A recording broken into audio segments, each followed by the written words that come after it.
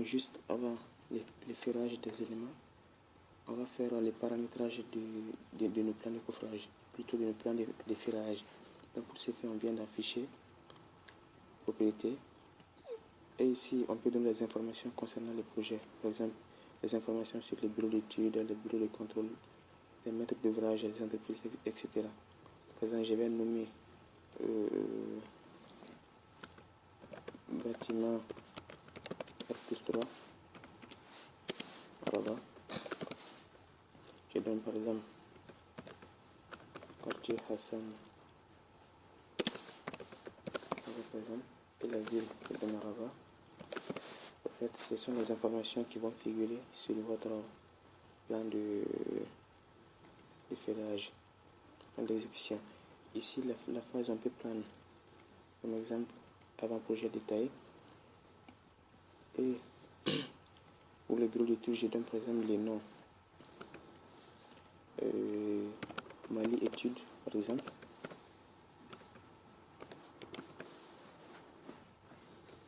Je vais mettre Mali majuscule, Mali études. Voilà. Et les adresses comme les numéros de rue, etc. Par exemple, Bamako MR15, ACI, par exemple. La ville de Bamako. Responsable, par exemple,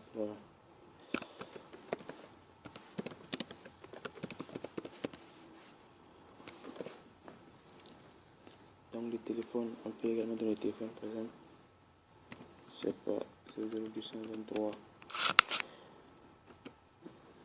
par exemple 66 66 67 67. Ok, pour le fax, etc. aussi, on peut donner des informations là-dessus. 223 36, c'est pas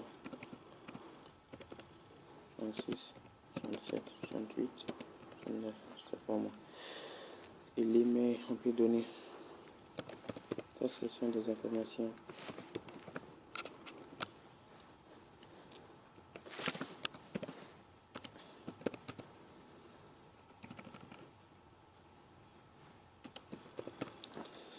Donc, ainsi de suite, on va donner toutes les autres informations concernant les projets, que ce soit le bureau de contrôle, etc. CTC, contrôle. Et bien sûr, il faut aussi savoir qu'on peut personnaliser le plan de coffrage, plutôt le plan de feuillage, excusez-moi. Donc, si tout ça est paramétré, vous pouvez bien sûr voir la note si vous voulez. Et vous pouvez valider. Par exemple, je vais ajouter tout ça à la note, voir avant de valider.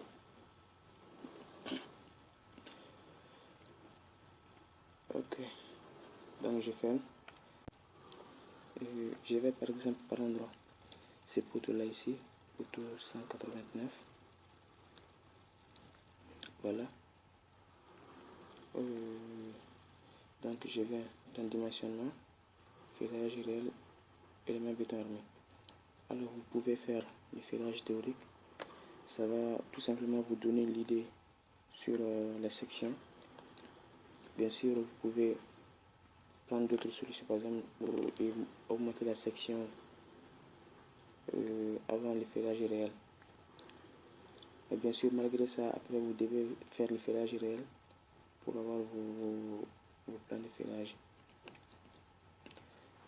Donc, vous allez choisir le cas combinaison manuelle ici et vous allez cocher toutes les combinaisons.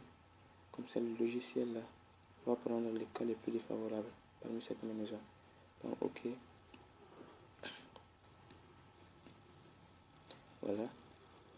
Donc, vous voyez automatiquement, ça a placé notre poteau ici sur RDC, c'est-à-dire sur le calque RDC.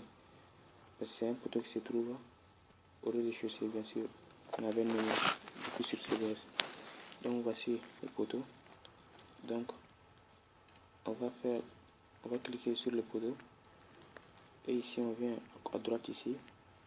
Paramètres de niveau, quand on clique sur ça, on peut voir, bien sûr, il y a les conditions de fissuration, l'agressivité du milieu, etc. Le teneur un peu aussi, teneur au faux plutôt. Donc on va laisser ça comme ça. Bien sûr, ça dépend si votre structure se trouve dans des zones, bien sûr, à proximité de la mer, c'est autre chose. Ici, on va prendre, je laisse cette option d'abord. Ici, on va prendre disposition des filages.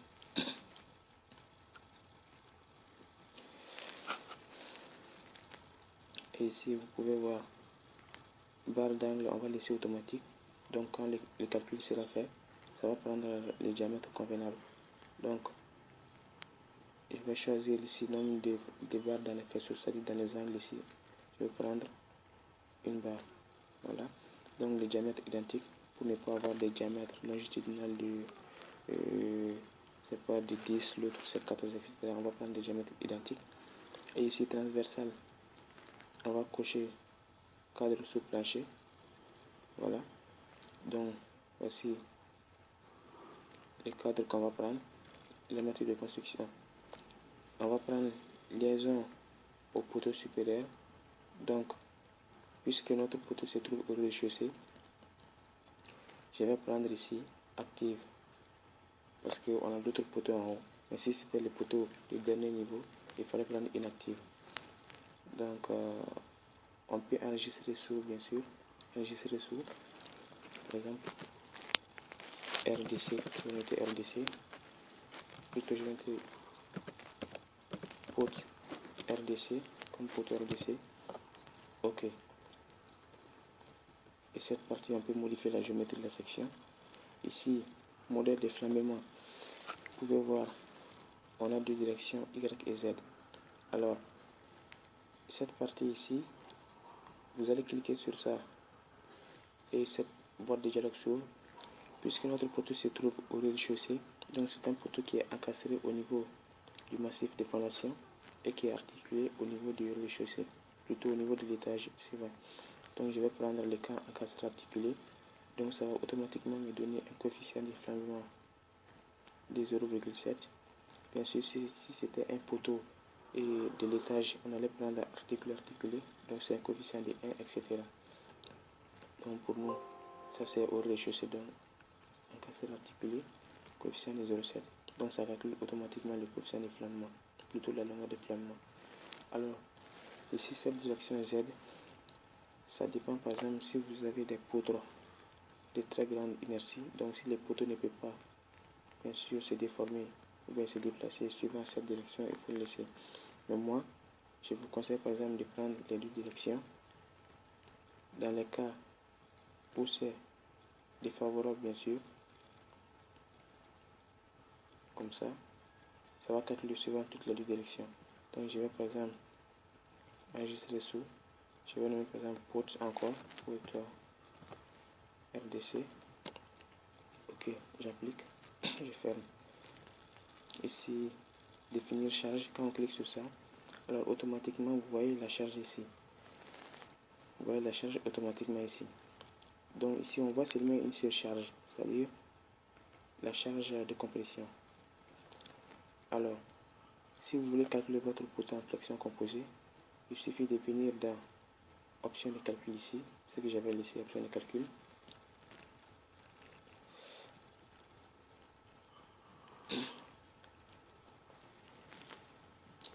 Alors vous pouvez voir ici, compression simple ou bien avec flexion, c'est ça, flexion composée. Donc vous allez voir si vous cochez ça ici, OK, et revenir dans définir charge, automatiquement ça va ajouter des moments. Donc ça veut dire le poteau sera dimensionné en flexion composée.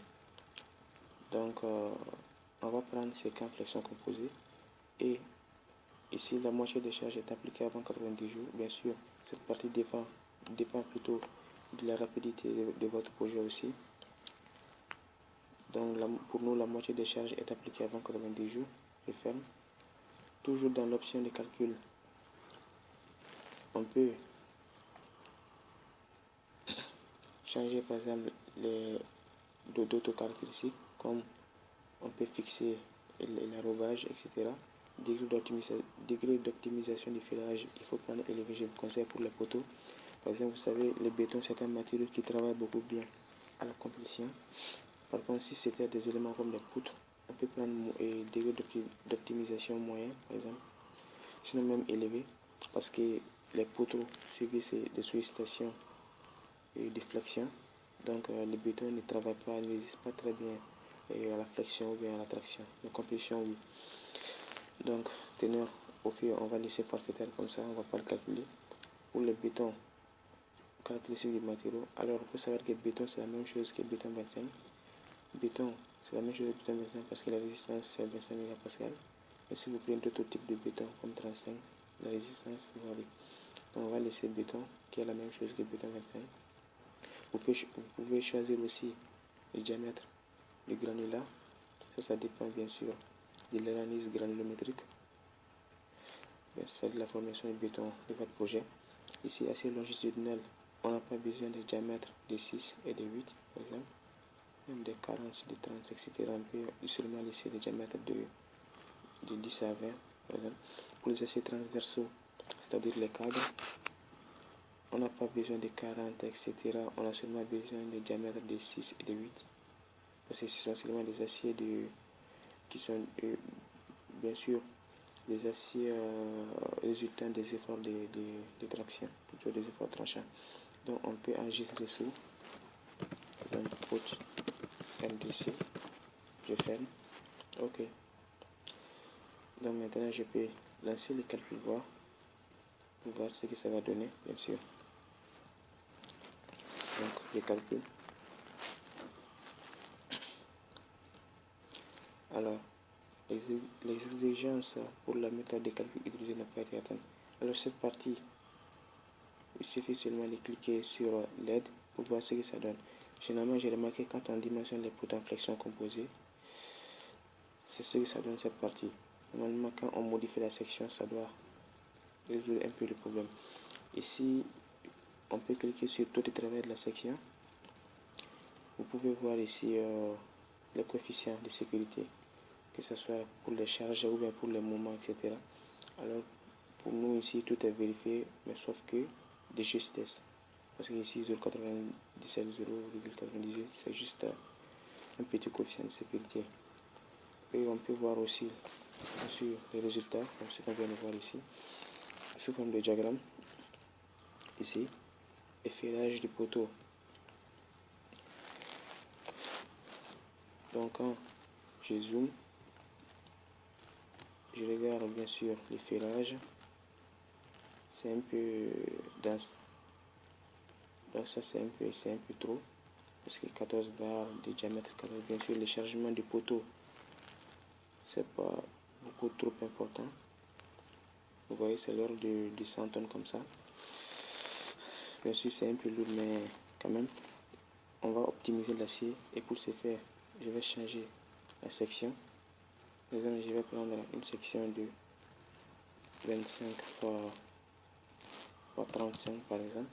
Ok.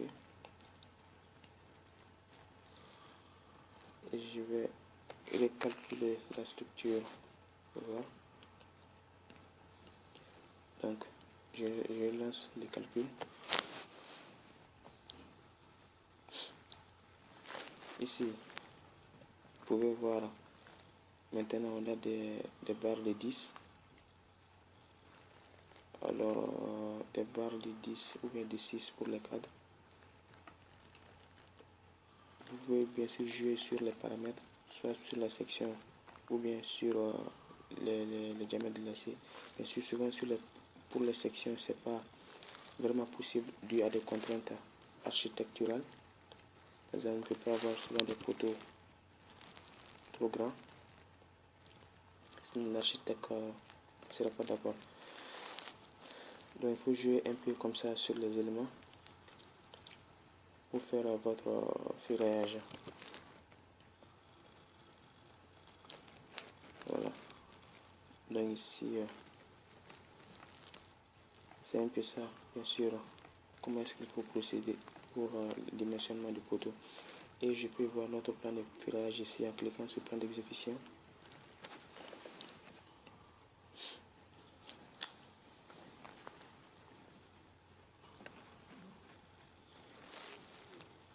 Voilà.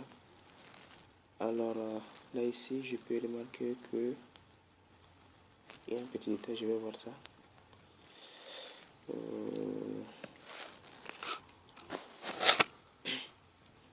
Quoique les dispositions sismiques, je ne sais pas si on les a prises en compte. Parce que normalement, quand on les a cochées, ça doit diminuer l'espacement des cadres au niveau des appuis. Je vais vérifier voir. Alors, option de calcul.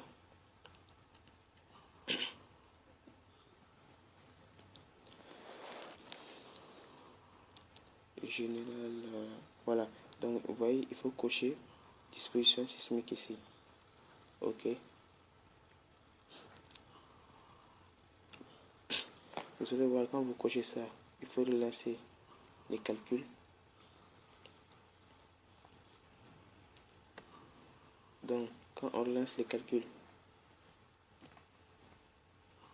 et qu'on regarde le plan d'exécution,